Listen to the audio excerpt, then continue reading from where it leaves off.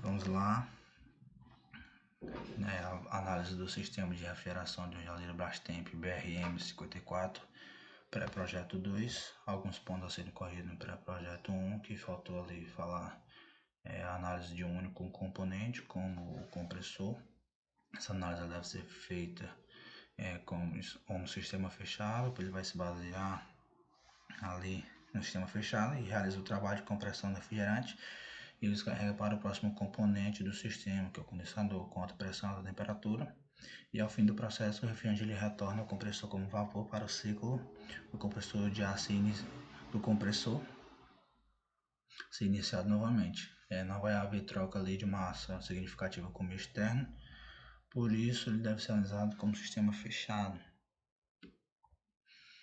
Faltou ali falar também no evaporador que o fluido ele entra como líquido e sai como vapor.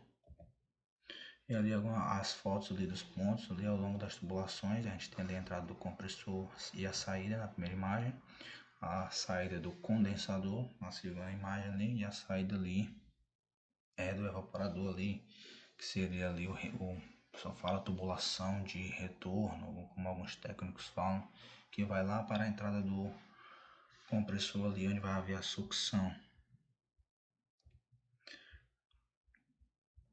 A descrição do funcionamento do compressor com base nos diagramas pressão e volume cúbico e pressão e volume específico ali.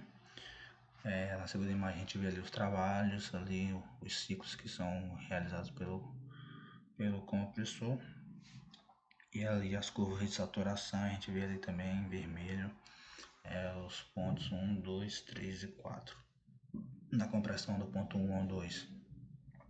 Igual mostrado no meu gráfico, a gente vai ter ali o pistão, ele pressiona o fluido refrigerante, assim ele aumenta a sua pressão e a sua temperatura. Do 2 ao 3 a gente tem a descarga, onde a válvula de descarga ela fica aberta para que o fluido ele saia do compressor e vá para o condensador, com as propriedades ali adquiridas pela compressão. Do ponto 3 ao 4 vai ter a expansão, onde o pistão ele retorna ao seu estado inicial e o volume inicialmente ele contido no volume morto ele é expandido por esse movimento, assim reduzindo a sua pressão, que o volume morto ele vai ser a parte ali que não participa do processo de compressão. Do 4 a 1 a gente tem a sucção, quando a gente ponto 3 ele vai atingir o ponto 4, ali a válvula de sucção ela é aberta e o gás é admitido no compressor e o ciclo ele vai se iniciar novamente. A gente precisou fazer a comparação da potência calculada ali de formas ideais ali e comparar com a potência fornecida pelo fabricante.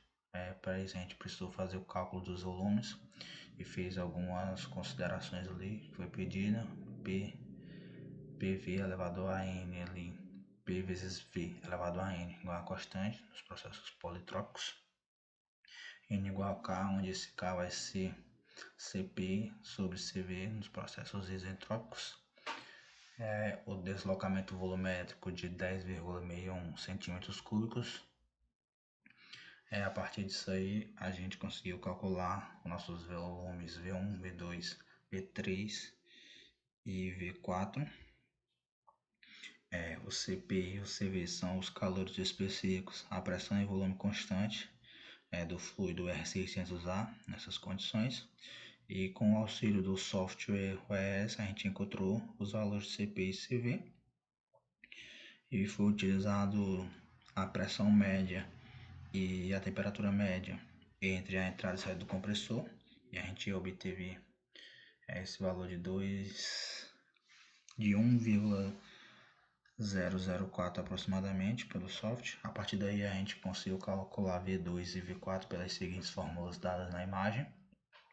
A gente obteve ali 0,9124 10 a menos 6 metros cúbicos no V2 e no V4 2,516 vezes 10 a menos 6 metros cúbicos.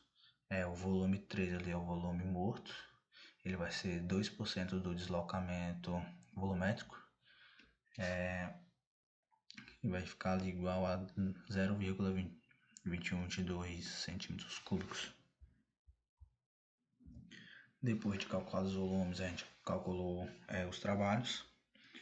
Nos trabalhos, o processo de 1 e 2 é a compressão adiabática irreversível, o 3 e o 4 a expansão adiabática. Também os 2, 3 e 4 e 1 são os processos isobáricos e isotérmicos, e o valor de cada trabalho de cada processo, o valor de cada trabalho de cada processo é realizado calculando a área abaixo da curva, como mostrado na figura. Os cálculos de trabalhos de 1 a 2, 2 a 3, 3 a 4, 4 a 1. A gente obteve esses trabalhos, o trabalho 1 e 2, 2 e 3, que é a compressão e a descarga negativos, porque eles são realizados no sistema, e os outros trabalhos positivos que são realizados sobre o sistema ali, sobre ele. Por isso que o trabalho dá positivo. A gente teve ali a soma dos trabalhos e obteve o trabalho total no valor de menos 1,3257 joules. Aí, a partir disso, a gente calculou ali a potência pelo trabalho do compressor. O trabalho total vezes a frequência em hertz ali em todos os pontos, que é utilizado pela rede. A gente obteve esse valor negativo de menos 79,542 watts. Se a gente for comparar o módulo desse valor com a potência fornecida pelo fabricante ali de aproximadamente 140,66, que foi achada ali pela relação entre a capacidade de refrigeração e o COP, a gente se trata ali de um valor de aproximadamente 56%, varia ali. Isso vai se dar, pois as curvas que a gente usou são curvas ideais e não as curvas reais consideradas pelo fabricante, por conta das perdas mecânicas e entre outras perdas que ocasionam ali a redução na eficiência. Posteriormente, a gente precisou fazer o cálculo da troca de calor em watts do condensador. Aí a gente usou a primeira lei da termodinâmica, dE sobre dt igual a capacidade de refrigeração menos a troca de calor do condensador e a potência. Considerando o regime permanente, o dE sobre dt vai se igualar a zero. E a partir disso a gente pode isolar ali, mexer na fórmula para achar a troca de calor em watts. Como visto na figura, a gente obteve ali o valor de 381,66 watts.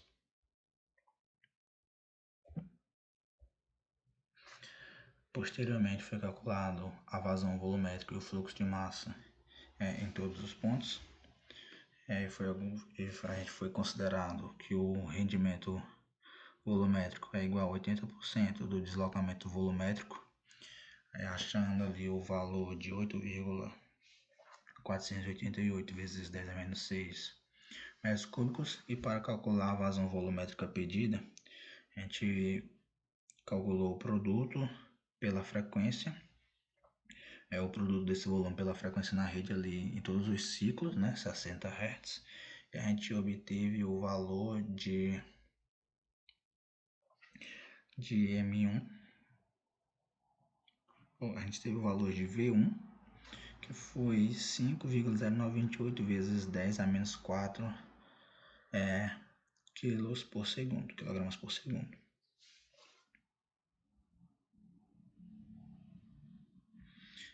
Posteriormente a gente calculou o M1, que no caso seria a vazão volumétrica sobre o seu volume específico nesse ponto, e a gente obteve o valor de 9,2849 vezes 10 a menos 4 kg por segundo. Então a gente teve ali a vazão volumétrica V1 e o fluxo M1. Para os cálculos de fluxo e vazão volumétrica nos outros pontos, que é o 2, 3 e 4, a gente precisou fazer algumas considerações, porque cada ponto tem a sua peculiaridade. E a gente utilizou a equação da continuidade para o volume de controle, pois o regime permanente ele é adotado para o sistema ali, o volume de controle. Pela essa fórmula de somatória, pela conservação de energia, aí a gente conseguiu calcular V2 e obteve o valor de 4,5523 vezes 10 a menos 5 metros por segundo.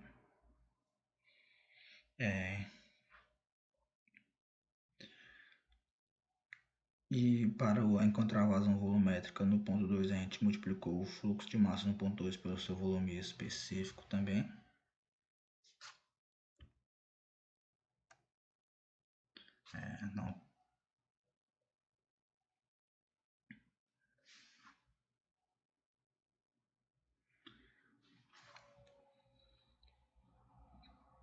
Ou seja, a gente calculou ali a vazão volumétrica no ponto 2,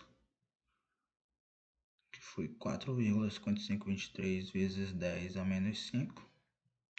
E no ponto 3 ali, considerando a conservação de massa, a gente vai ter que M3 vai ser igual a M2.